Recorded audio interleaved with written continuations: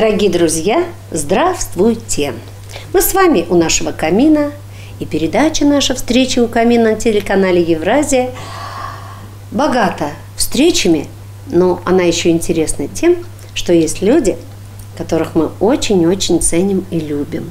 И среди них Сергей Хадыкин, которого мы с вами ровно год назад проводили в ряды вооруженных сил и вроде бы все забыли, да? А сейчас он снова вернулся в родной город, на свою родную землю. Вот. И, конечно, первый вопрос: как служилось, Сереж? Как служилось?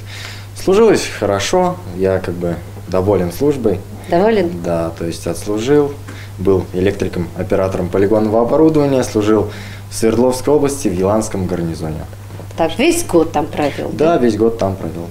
Но мы-то немножко следили за твоим творчеством, ведь Сергей Хадыкин, почему мы его так ценим и любим, автор и исполнитель, дорогие телезрители, собственных стихов, на которые он пишет музыку. Или вначале музыка рождается, потом стихи, но тем не менее это авторские песни.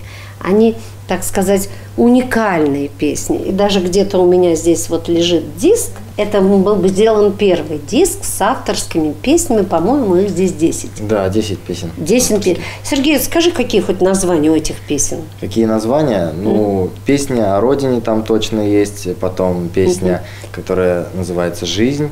Вот. И песня, посвященная заводу ЮМС. Да. Вот, да, работники завода ЮМЗ. Да. Я даже помню эти слова. Так. Вот, потом песня, посвященная дальнобойщикам, которая называется «Доля шоферская». Так. Вот, и еще некоторые песни, которые я уже не вспомню даже. Да, «Осенний вальс», наверное, «Осенний вальс», которую, да, я считаю, ты написал для меня. Я никому ее и не отдаю. Замечательный «Осенний вальс» Сергея Хадыкина. Ну, и мы узнали, что вот, находясь, так сказать, в такой изоляции, да, на месте службы, ты все-таки продолжал заниматься творчеством? Ну да, как бы творчество мне в жизни вот так помогает, то есть иногда удавалось как-то что-то творить, сочинять и реализовать это. Вот. Это там вот тебе, а инструмент у тебя был на службе? На службе нет, но как бы культурная деятельность военная меня иногда привлекала, и то есть для того, чтобы реализовать номер концертный, то есть находили инструмент и... А Сергей, а как они узнали, что ты у нас... Вот приехал солдатик к ним, будущий, да? А что ты автор, исполнитель, музыкант, баянист, пианист, гитарист? Как вот узнали? Как узнали? Ну, то есть ходят определенные люди по подразделениям, по ротам, которые находятся в части, и спрашивают, кто чем занимается, то есть кто творчеством каким-то увлекается, и всех как бы пригласили в клуб, то есть полковой, и каждый показал то, что он умеет, и уже из числа этих людей выбрали. Вот, ну, в том числе. Такую команду, да? Да. И вот эта команда, вот она выступала там. И вы в Екатеринбурге бывали? Сам город тоже удалось посмотреть? В Екатеринбург я посмотрел уже после армии. То есть у меня как бы, да, желание возникло в армии, но в армии, к сожалению, не съездишь, не посмотришь. То есть после армии я вот поставил себе цель, что нужно посмотреть город обязательно. То есть съездил и... Столица Уральского федерального округа. Понравился? Понравилось очень, конечно. А климат? И там еще холоднее, чем у нас. Холоднее, да. Ну. Сначала было непривычно, но за время нахождения в армии как человек привыкает ко всему, поэтому, то есть, уже таким суровым не показалось. Я смотрю, ты уже приготовил какую-то песню, и это новая песня? Эта песня или из твоего написана до армии, но как бы доработанная, так скажем, в армии, вот, в общем. И как она называется? «Романс. Мне январь постучал в окно». Романс. О, ты уже романс у нас начал писать. Мне январь постучал в окно. Мне январь постучал в окно, закружила метель шальная, белый снег уж лежит давно, город спящий собой укрывая.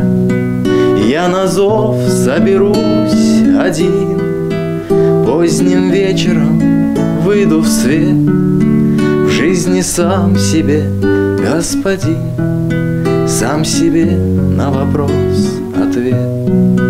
Я на зов соберусь один, поздним вечером выйду в свет, в жизни сам себе господин, сам себе на вопрос ответ. Побреду по седым снегам, протопчу до тебя колею, прикоснуться к твоим рукам и увидеть улыбку твою. И в поземке январских дней бьют снежинки по мостовой, и как будто бы нет людей, белый снег и лишь мы с тобой. И в поземке январских дней бьют снежинки по мостовой, и как будто бы нет людей, белый снег и лишь мы с тобой. Какая прелесть. Вот такая вот. Такое, то самое, все у тебя песни такие нежные, лирические, красивые. Ты тоже будешь записывать еще диск, вот этот, ну, или... Пока не знаю, пока еще как бы собираю материал, я потихоньку, то есть с творчеством я всегда не тороплюсь, пишу от вдохновения, так скажем. Конечно, систематично у меня тоже, то есть я тренирую себя, тренирую как бы стихосложение, то есть у меня как каждый день я стараюсь написать какой-то маленький хотя бы стишок, чтобы, как сказать, совершенствоваться, вот, потому что совершенству нет предела, как известно, да, А когда приходит уже вдохновение, я люблю, когда песня написана вот именно за один раз, то есть когда, так сказать... Торкнула. Ну, можно сказать и так, да. Или муза посетила. Да. Муза. Сергей, вот ты сначала пишешь стихи, а потом музыку. Или как у тебя получается? Сначала музыка, а потом стихи на нее ложатся. Чаще всего, то есть серьезные песни, как бы, у меня пишутся сначала стихи, но когда я пишу стихи, то есть я подразумеваю, что это уже будет текстом. То есть на стихи я не могу положить музыку, именно которую я считаю стихотворением у себя, произведение, а вот которые написаны заранее с мыслью, что это будет песня, то есть потом уже на этот текст я уже могу положить музыку. Вот. А более такие современные песни, которые можно найти в моих соцсетях, которые я вот в армии в том числе сочинил, они уже писались, сначала писалась аранжировка, то есть музыка, и потом уже по настроению музыки писался текст. А назовите песни, которые ты новые написал.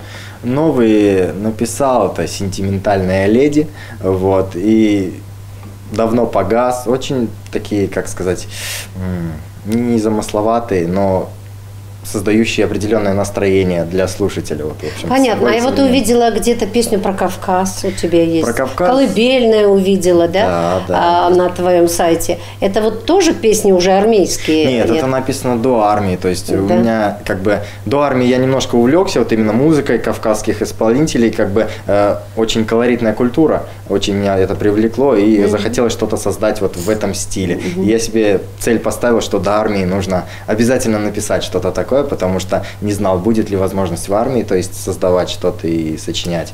Поэтому вот. Она под гитару или под баян?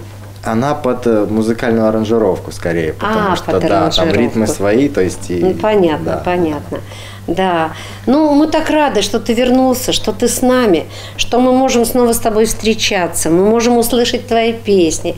И, конечно, мы очень рады, если наши телезрители будут приходить на творческие встречи с тобой. Мы планируем их делать, если откроются у нас дома культуры, слава богу. У нас есть прекрасный актовый зал в Мусколледже, который ты заканчивал. Да. То есть есть возможность тебя услышать. Достаточно просто нам позвонить, сообщить. И, в общем-то, мы всегда организуем с тобой такую замечательную встречу авторских песен. А вторая у нас какая песня будет? Вторая песня будет уже под другой инструмент. Итак, вторая песня, мы уже исполняем ее на другом инструменте. Я говорю «мы», да, потому что за эти годы, за столько лет общения, практически с 14 лет ты с нами, да? Это получается около 8 лет, что ли, скоро или нет? Получается так. Да, около 8 лет ты вместе с нами, и жители нашего региона, области Южного Урала знают твое творчество. И мы сейчас услышим еще одну авторскую песню, стихи и музыку, которая тоже написана Сергеем Хадыкиным. Как она называется? Песня называется «Русь моя голубоглазая». Когда ты ее написал, во сколько лет? Написал до армии, во сколько лет точно не скажу, но где-то в лет 17-18. Да ты что, в 17 лет была создана эта песня «Русь моя голубоглазая».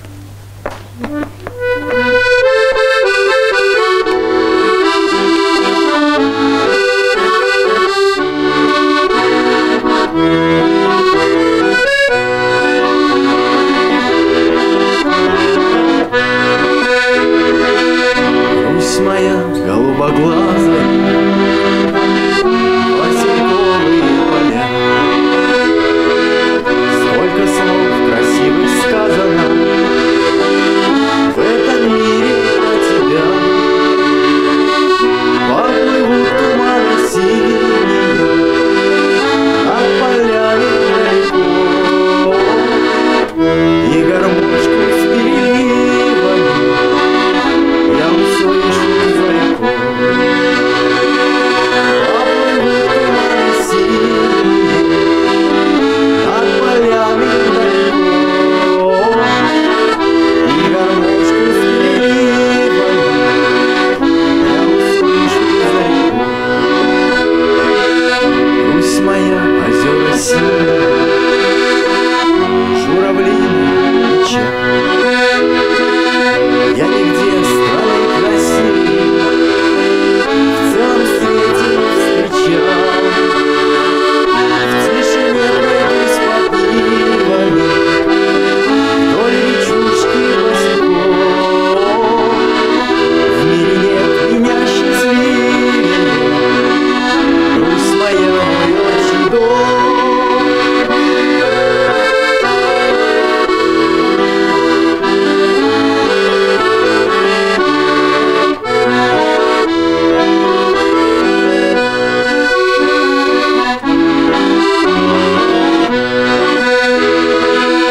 Русь держава превосходная, купола твоих церквей, в чистом небе птицы вольные, шум высоких тополей, над рекою грусть смородины,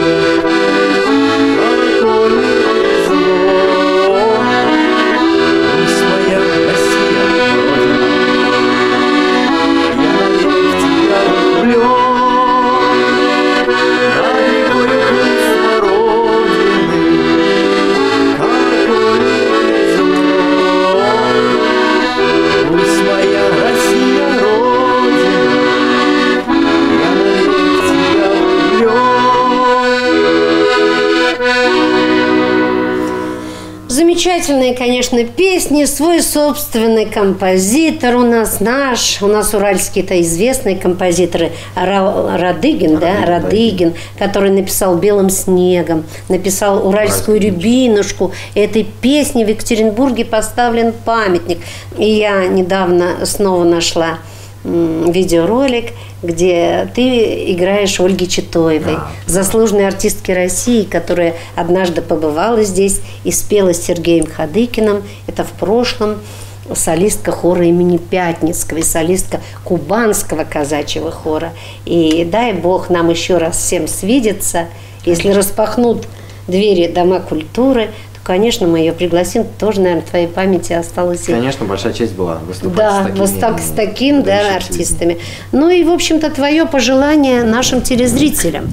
Мое пожелание? Да. Всегда идти к своей мечте, я думаю, никогда не сдаваться, даже в тяжелые времена вирусов, коронавирусов, да, я думаю, что все переживем, все сможем выдержать, потому что это уже годами, мне кажется, так, как сказать, в традицию вошло, что русский народ всегда переживает какие-то трудности и всегда с ними справляется, да. Через тернии к звездам, правильно? Да, не паниковать и помнить, что наш иммунитет еще зависит от хорошей музыки. Конечно, от хорошего настроения. От хорошего настроения, от песни. Он поднимается тогда, понимаете? А стресс, паника, настроение тяжелое, погода сложная и прочее, понятно, мы получаем уже отрицательные эмоции. Поэтому спасибо большое тебе, Сергей. Спасибо вам большое. Мы приглашаем тебя еще раз к нам снова и снова с тем, чтобы услышать твои новые авторские песни. Спасибо большое. До свидания, дорогие наши телезрители.